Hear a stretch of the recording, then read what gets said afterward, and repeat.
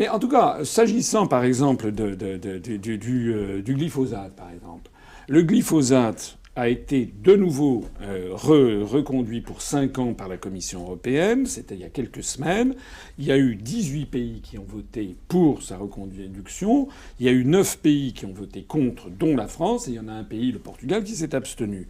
Donc on en reprend pour 5 ans de glyphosate. Eh bien, on a appris il y a 3 ou 4 jours que le Vietnam, puisqu'on parle du Vietnam, eh bien, a décidé d'interdire le glyphosate chez lui. Point barre.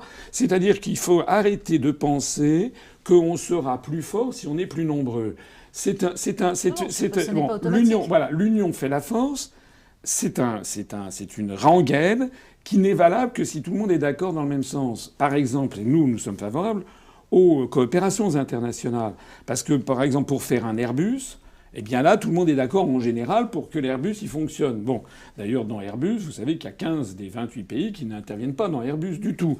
Alors que vous avez dans l'Airbus A380, qui malheureusement vient d'arrêter sa production, dans l'Airbus A380, vous avez les États-Unis qui représentent 38% de la part lorsque c'est motorisé Pratt & Whitney, sachant qu'ils font déjà toute l'électronique embarquée et les trains d'atterrissage.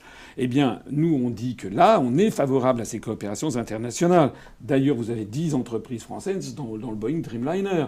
Ces coopérations internationales, c'est la clé du futur, la clé de l'avenir. Et là, ça marche puisque les forces qui se joignent ont un intérêt. Lorsqu'elles font le tunnel sous la Manche, elles ont intérêt à ce que le tunnel fonctionne. Lorsqu'elles font un projet industriel comme l'Airbus, elles ont intérêt à ce que ça fonctionne. En revanche, ce qui ne fonctionne pas, c'est l'intégration supranationale. D'ailleurs, je vous mets au défi de me citer une réussite industrielle due à la construction européenne.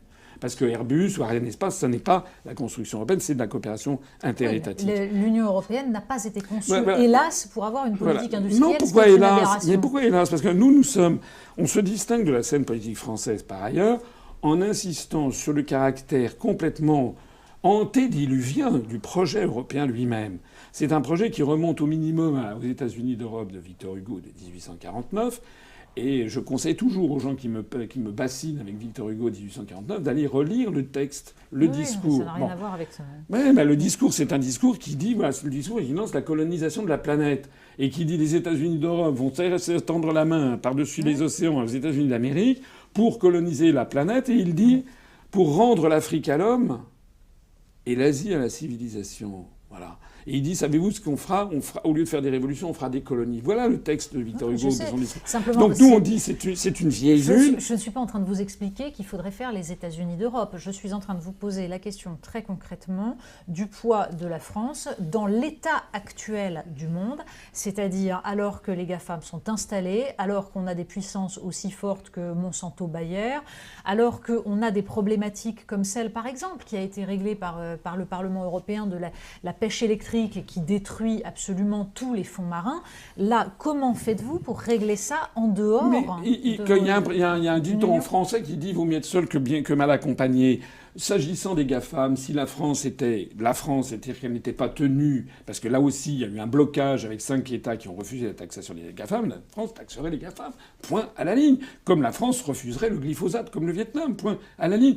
Il n'y a pas besoin d'être non plus un super géant pour mener des politiques indépendantes. S'agissant des géants du net, actuellement, par exemple, sur la 5G, le leader mondial, c'est la Corée du Sud. 51 millions d'habitants, plus petit que la France. En matière de transition énergétique... Sur la 5G, le pays qui est le plus en avance, c'est la Chine, c'est avec Huawei.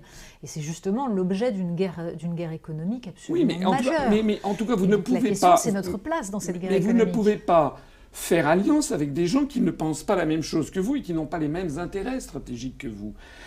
Cette idée qui prévaut en Europe contrerie mes raisons, puisque on a maintenant 62 ans d'observation de ce qui s'est passé. Rien ne marche.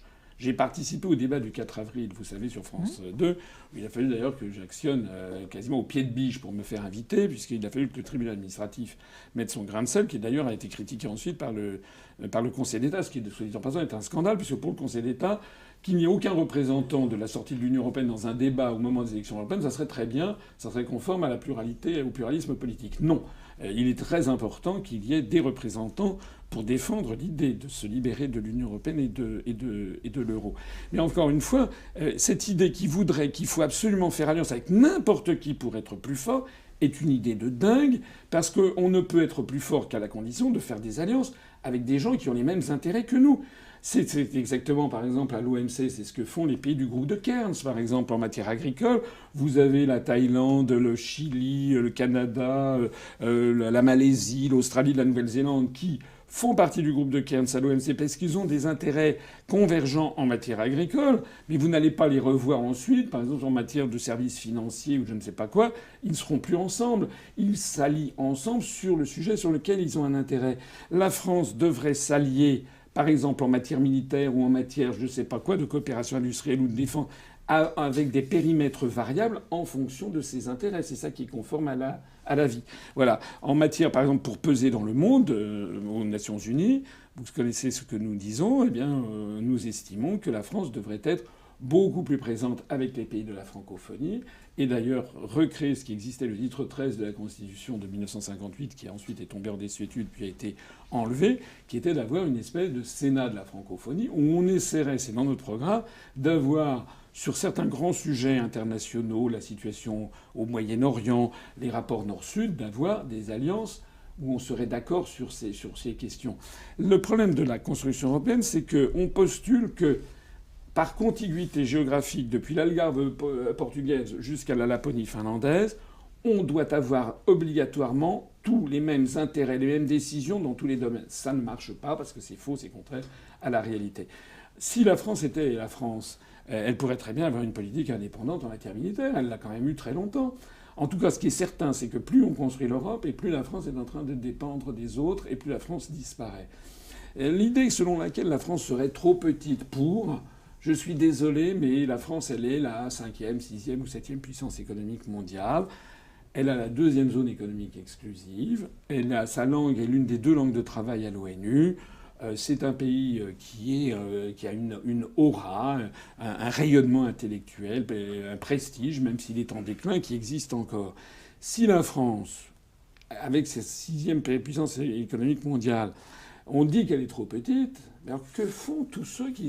Il y a 193 États aux Nations Unies, et qu'est-ce qu'ils font là ? Pourquoi ils ne bougent pas ? Comme je le dis souvent... La question n'est pas trop petite, mais trop petite pourquoi ? Et allez dire... Je ne pense pas qu'elle soit trop petite. Je pense que c'est une question de stratégie politique. Allez dire à Israël de fusionner avec les 27 pays alentours, au motif qu'ils seraient trop petits.